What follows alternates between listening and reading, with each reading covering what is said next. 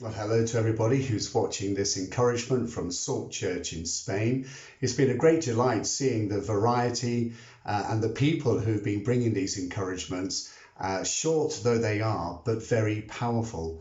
And today I want to introduce once again David Appleton, who's given a very interesting insight into the subject of what drives us in our lives. What drives you in your life? Well, welcome to my home and to this, the next in the Salt Church Encouragement video series. And today I just want to consider what drives us. What drives us? And we might say of someone, they're a driven person. Or in my case, I would say, I am driven by technology. You might be driven by something else. Most people are not driven by technology, but I think I could be considered to be driven by technology. But yet I do believe that there is something deeper within that drives us than just things like technology or maybe even family or whatever it is that you consider drives you on. And when my father was a little boy, he used to tell me that he went to school on the train and he was allowed to drive the train, the steam train as it happened. And there he found that there was a fuel, there was coal, and it went into the fire. That made the steam and that drove it along, and then behind there were carriages, and in the carriages were all the families and the folk. And indeed on a different type of train there may have been freight. All F words. The fuel, the fire, the families, the folk, the freight. But today I want to just think about 3 F words that might be in our lives and consider how they relate to a steam train, how they drive us. And the 3 words I want to pick are facts, our faith, our feelings. All very important. We should have faith. I believe that as Christians we have a faith in the Lord Jesus.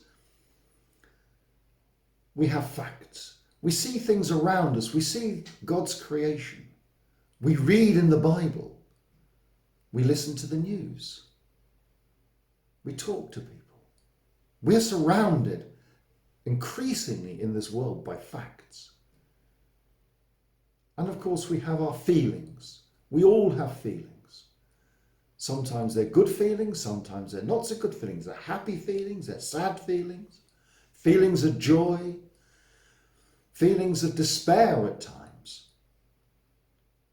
But where do these 3 things, facts, faith, feelings, where do they relate to a steam train? To the fuel, to the fire, to the freight that's coming behind, the families, if you like. What I want to suggest is that we should be driven by our faith. And our faith should be fueled by facts.